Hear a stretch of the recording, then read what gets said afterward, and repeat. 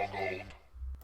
Hello and welcome to another Smaulgld live stream. It is the 12th of June 2019 and it is a Wednesday.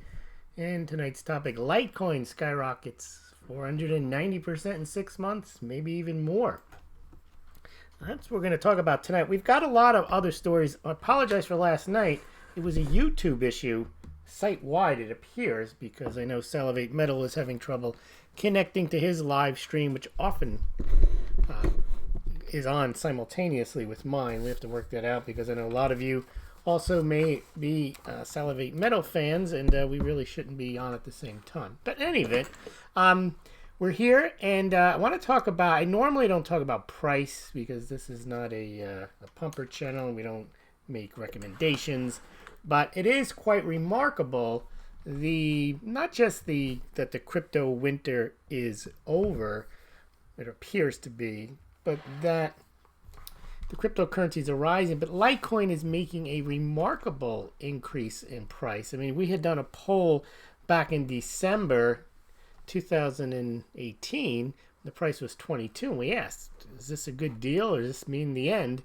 And most people did not think it was a good idea to buy a Litecoin at the time, and Litecoin has gone up now, and currently, I mean, it changes from moment to moment. At one point, earlier today, it went up to $143. Now, these are the types of numbers that we always hear. Silver is going to go to 150.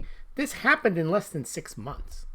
This is the type of, this is even bigger than, when I say bigger, the type of move is even more than the types of moves that you saw in .com, because once the .com bubble burst, you didn't get this snapback rally like we have here, going from 22 to 143.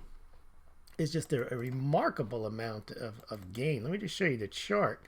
There, we have it on the cover, but that's not really a good picture. Let me show you a better one. There you go. It's a little bigger. And you can see on the chart there, not even at just at December, you got it, it's in the 20s, and it has just stair-stepped its way up. And the reason I want to mention this is it's very hard to value cryptocurrencies. They're clearly sentiment-driven, chart-driven, and it's people who claim to know where the prices of these things are going. It's just as foolish of an errand as those who doing the gold and silver set to skyrocket. The only thing that one can say, though, about cryptocurrencies is they may be subject to manipulation in certain respects, but there really is a limited supply that we know about. Whereas the gold and silver, we really don't know how much gold and silver is out there. We also know that gold and silver can be, quote, traded with derivatives. So no gold and silver has to actually be available. And so that could act as a suppression on price. I did an interview with SilverDocs. One of the comments was, Smaulgld's an idiot, and I subscribed to him a long time ago because he says manipulation doesn't exist. I've never said manipulation doesn't exist. What I've been saying is that manipulation doesn't account for the reason that the gold-silver ratio is where it is.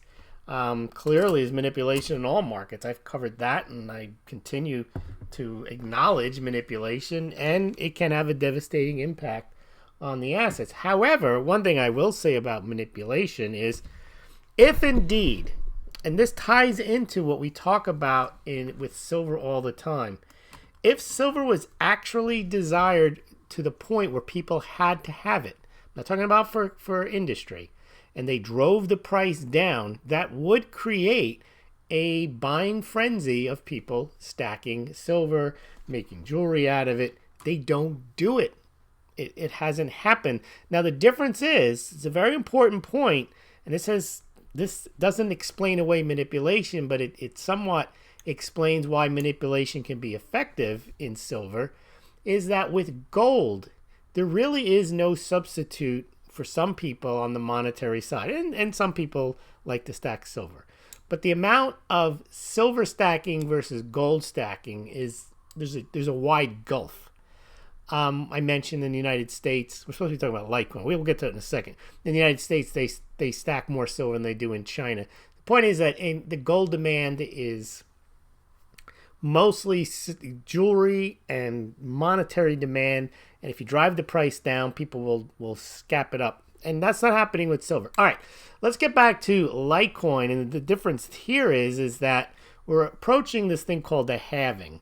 And basically, it's hard-coded into the software of these cryptocurrencies, Bitcoin and Litecoin, that every 4 years, the miner reward halves. And you say, well, what's the big deal? Well, the big deal is that the new Bitcoin or Litecoin that'll come onto market is cut in half. Unlike gold or silver, if the price rises, then especially gold miners, they can hopefully get into gear and try to meet the demand at the higher price. Gold miners will...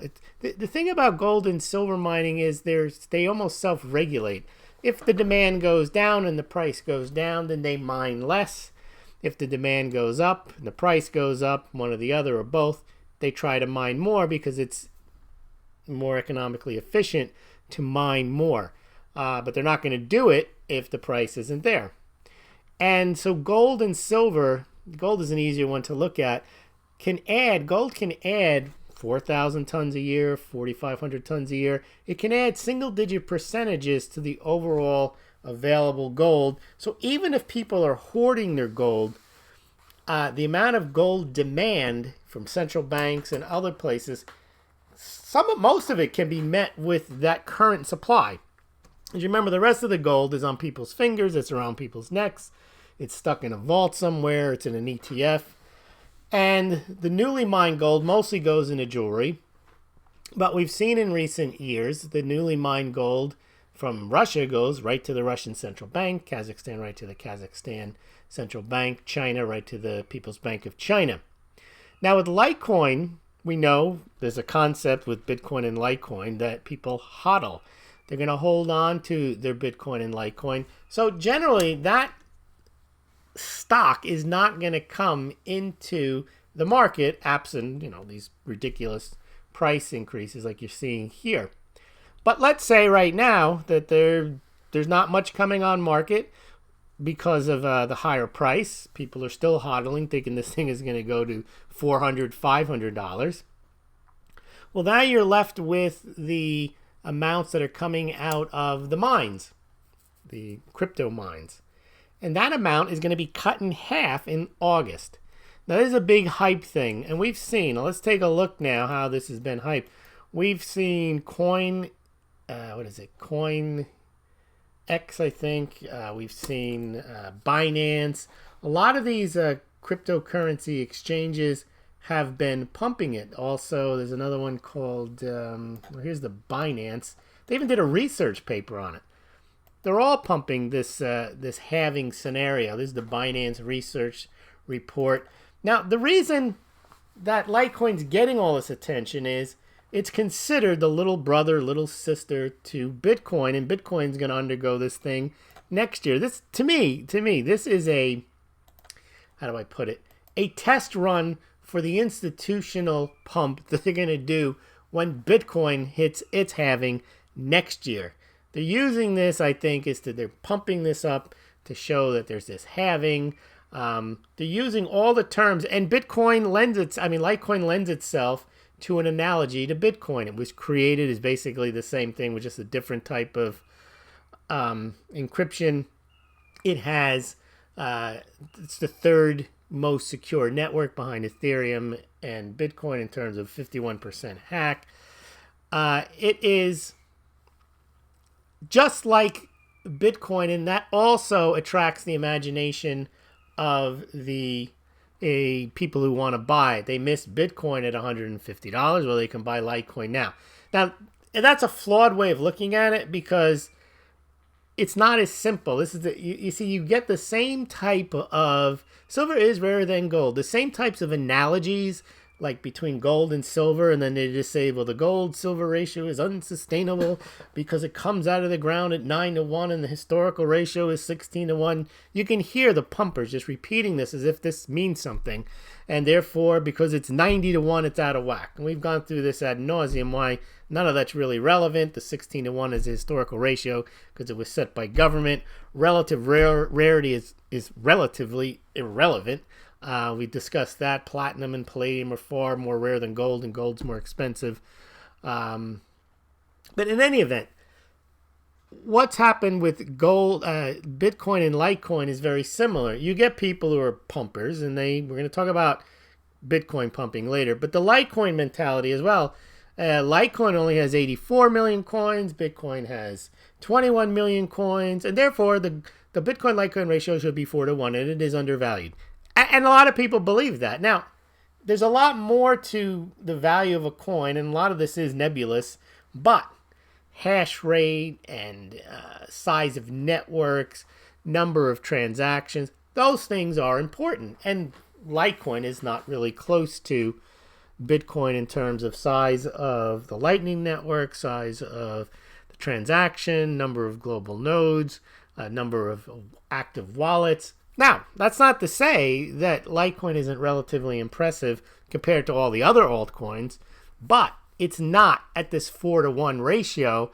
It's just that's what the schedule is, 4-1. Now, there are people, Bitcoin maximalists, that'll tell you that the Litecoin serves no purpose whatsoever. Now, a lot of that is based on the fact that they're building in an assumption that the Lightning Network is going to be what drives Bitcoin adoption.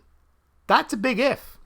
We don't know if the Lightning Network will get built out. We don't know how effective it will be to do off-chain transactions, whether people will trust them. And also, I don't understand why people think there's only room for one coin. A lot of people say, well, that's the way it is. No, there's Coke and there's Pepsi and there's the dollar and there's euro. There's always two. But if the Lightning Network doesn't take off, Litecoin is actually a faster coin. It's more decentralized than Bitcoin SV and Bitcoin ABC. And therefore, it does have a part to play if people want to use it as transactions. Also, if a lot of Bitcoin ends up getting thrown into ETFs, which institutional investors seem to be enamored with the store of value case of Bitcoin, meaning you got your digits, you're going to hold on to them, and boom, there you've got your store of value. Well, if they want to make money trading, they want to make money cutting down on transaction costs, and people don't want to take their Bitcoin out of cold storage from their Fidelity account or wherever they're storing it, well, then there's going to be a need for another coin. That's my view. I don't believe in this maximalist approach because I think when you get Bitcoin maximalist, it's basically asset adoration. You get Bitcoin derangement syndrome. And then, you get it also. You get silver derangement syndrome. People see in their asset only positives, and if they see a negative in another asset, they think it negates the whole asset. I don't really care. I don't have. It's not like my life is tied around any of these assets that I need to not look at them objectively, and that's, I think, the reason the limited audience we have does appreciate that. I'm not here to pump any particular coin, not gold or silver, and I'm also not here to bash. I mean, some people want to hear bashing of altcoins. Some people want to hear bashing of cryptocurrencies. Some people want to hear drop gold.